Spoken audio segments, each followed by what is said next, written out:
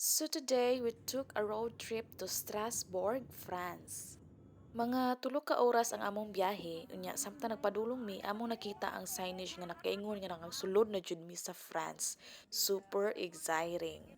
Pag-abot na mo sa Strasbourg, nagpark mi sa duo sa Old Town, unya nagsugod na dayon mi lakaw-lakaw. Daghan kaayo mig nakita nga mga karaan ug medyo sunog nga mga sculpture. Historical jud kaayo ang lugar.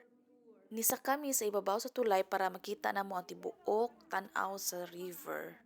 Grabe kalapad ang tubig, unya cool ra kayo ang hangin. Samtang nag-selfie-selfie mi, unya kalit lang og uwan. Romantic unta ang vibe pero nabasa mi gamay. So nanawag mi ug naglakaw mi paingon sa syudad.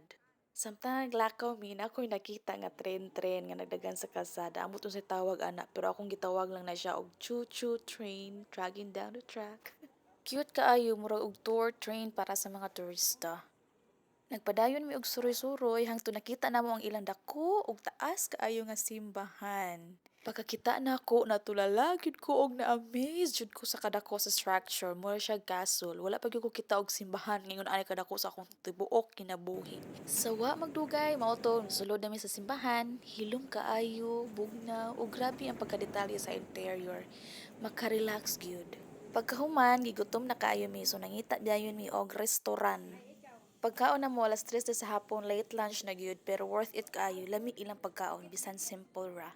Paghuman na mo og kaon, nagplano mi nga mangadto pa sa Colmar.